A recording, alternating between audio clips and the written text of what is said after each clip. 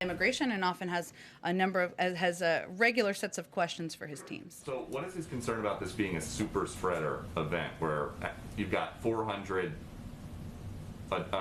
kids stuffed into a pod built for 260? These kids are tested. If they need to be quarantined, they are quarantined. We also follow CDC guidelines to ensure that they are kept safe. One of the reasons that it took us some time to have some of these facilities or some of the shelters open to larger groups of kids is because we wanted to follow those CDC guidelines. So we certainly don't see it through that prism. We actually took the steps we did to keep these kids safe. But where else in the country would it be okay to have 400 people in a space for 260 during the pandemic? Well, again, Peter, we're closely following the CDC guidelines. That's why we're opening up additional facilities, why they've been at limited capacity in a number of these shelters. But if I may, I don't know that there are CDC guidelines that say you can be open for the. Are you talking about the shelters, or are you talking about the Border Patrol? Border Patrol facility. Apologies, I was misunderstanding your question. Yes. Look, I think our objective is to move. This is one of the reasons this is such a focus every single day for the president and this administration. We want to move these kids as quickly as possible through these facilities and into the shelters where there is safe spacing, and then move them into homes where there is safe spacing. And we are concerned about the public health impact. That's why we're putting in place a number of policies to expedite these processes. But at that first stop, it's just not happening. And that is part of the federal government that you guys are in charge of.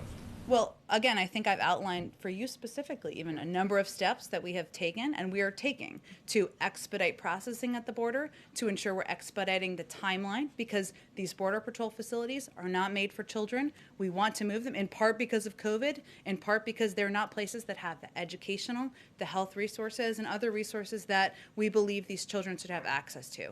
That's where all of our focus is on, and why we're working to expedite things. We have a plan. We're implementing it, and we're confident we're going to be successful. We just have limited time, so I just want to go ahead. A couple questions on the vaccine, Jen. Mm-hmm. Assuming that AstraZeneca gets the green light from the FDA, what's the administration's plans for distributing that vaccine? Well, we don't want to get ahead of the FDA approval process, which I'm sure you certainly understand. And certainly for any vaccine that's approved, we would integrate it into our distribution process, equitably.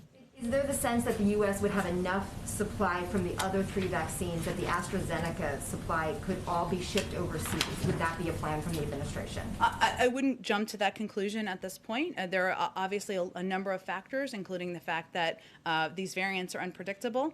We're still at war with the virus. We don't know which one is going to work best with children. And so that's one of the reasons the president and this administration wanted to be as prepared as possible and ensure we had a range of options at our disposal. You had said on Friday that the plans were not finalized yet on sharing vaccines. Mm-hmm. Do you have anything more to update on that today?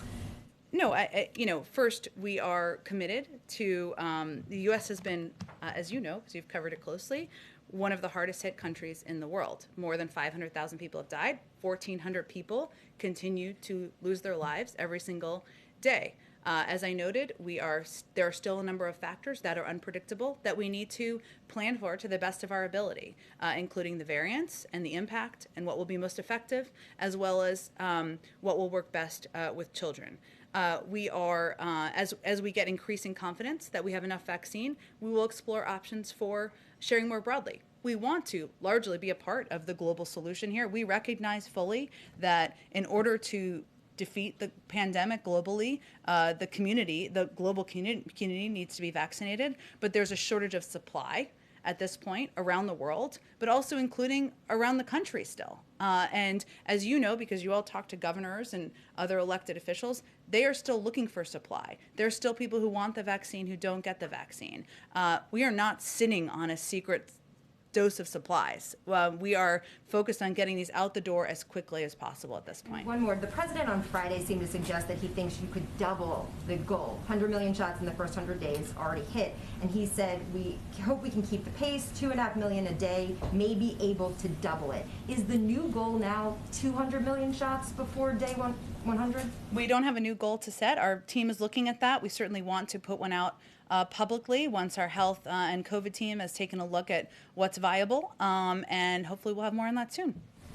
Go ahead, Josh. Can I ask a follow-up the meeting over the weekend last week with the Chinese Sure. delegation in Alaska? Did the president get what he wanted out of that meeting? Does he have any response to what came from it? And where does it leave the countries now going forward? For instance, is the prospect of some sort of bilateral meeting between President Biden and President Xi now more or less likely? Is there anything you can give us on that? Well, we expected tough and direct talks with the PRC on a wide range of issues, and that's exactly what happened. And I know there's been a lot of focus on some of the public theatrics or more dramatic public piece, but I can assure you from talking to our national security team that it was a substantive meeting. It was a two-day meeting. They covered a range of issues from our concerns about human rights abuses to aggression in Hong Kong, Taiwan, our concerns there, our concerns about economic and intellectual property. And we also, of course, talk about ways we can work together. So we're taking stock of where we are. This is where we are now.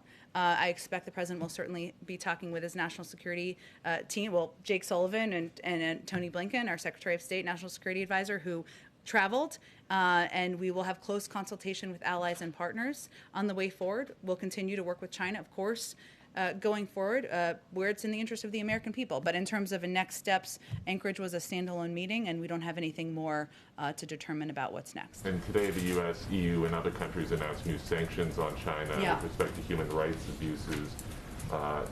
Did anything that happened in Anchorage affect that? In other words, would the U.S.